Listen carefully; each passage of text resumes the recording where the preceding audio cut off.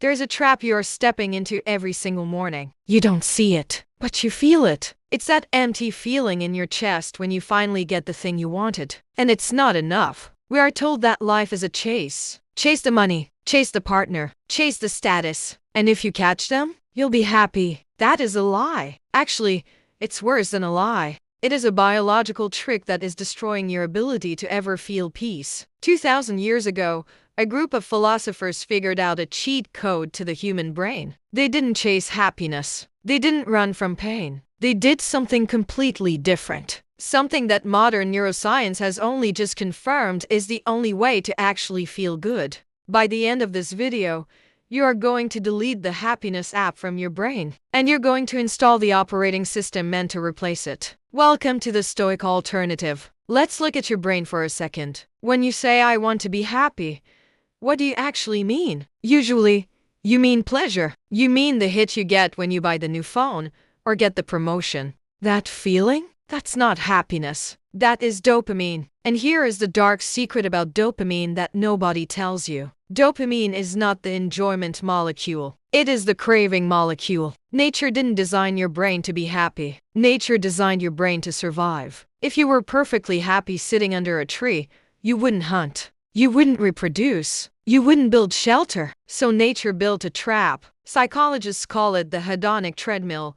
You run toward the goal. You get the goal. Your brain gives you a tiny hit of pleasure. And then, almost instantly, it resets to baseline. You are back where you started. Only now, you're tired. And you need a bigger hit next time just to feel normal. This is why billionaires are depressed. This is why rock stars overdose. They maxed out the game and realized the prize was hollow. So, if chasing happiness is biologically impossible to sustain, what is the alternative? The Stoics, guys like Marcus Aurelius, Seneca, Epictetus, they saw this trap. They realized that happiness is an emotion. And emotions are like the weather. You cannot control the weather. If you tie your self-worth to the sun shining, you're going to be miserable 50% of the time. So, they stopped trying to control the weather, and they started building a fortress. They didn't aim for happiness. They aimed for eudaimonia. It's a Greek word. It doesn't translate to happy. It translates to flourishing, or structural integrity.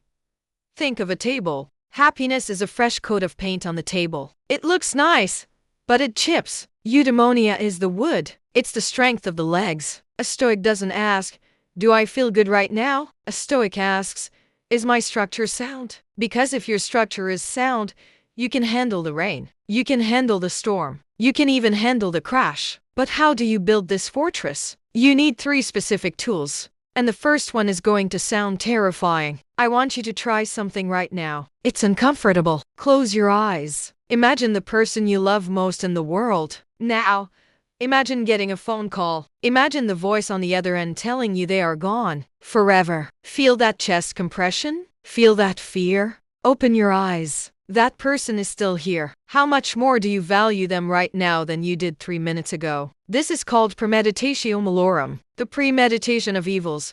Most people are terrified of bad things happening, so they pretend they won't. Don't jinx it, they say. So when the bad thing happens, it destroys them. The Stoic visualizes the crash before it happens, not to be depressed, but to immune themselves to the shock. And this is the key to chemically spike their gratitude. You cannot be grateful for what you think you are entitled to. You are only grateful for what you realize you could lose. Stop chasing the next thing to be happy. Visualize losing the current thing. And suddenly, your boring life becomes a miracle. Imagine an archer. He has a bow. He has an arrow. He has a target. He controls the tension in the string. He controls his stance. He controls his aim. He controls the release. But the moment that arrow leaves the string, he controls nothing. A gust of wind could hit it. The target could move. The arrow could snap.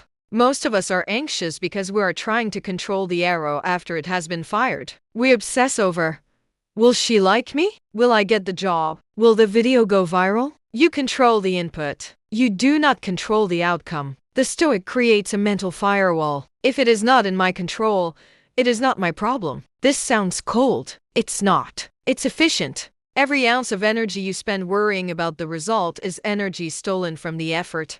If you focus only on the aim, you usually hit the target. If you focus on the target, you usually miss the aim. So, we have stopped chasing dopamine. We have visualized the worst. We have focused on our inputs. But what happens when life just sucks? What happens when you get fired, dumped, and sick in the same week? This is the final level. This is amor fati, the love of fate.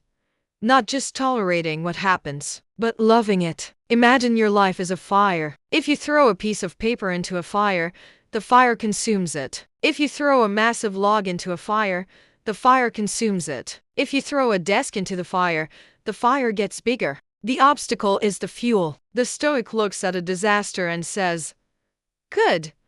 I lost my job. Good. Now I have the freedom to start that business. She left me. Good. I can learn how to be independent again." You don't just survive the bad times. You use the bad times to fuel the fire. Happiness is a butterfly. If you chase it, it flies away. You will run until you are exhausted, and you will die with empty hands. But if you sit down, if you build your fortress, if you focus on your character, not your reputation, if you focus on your effort, not your outcome, if you sit quietly, the butterfly might just land on your shoulder. Stop chasing. Start building. See you in the next one.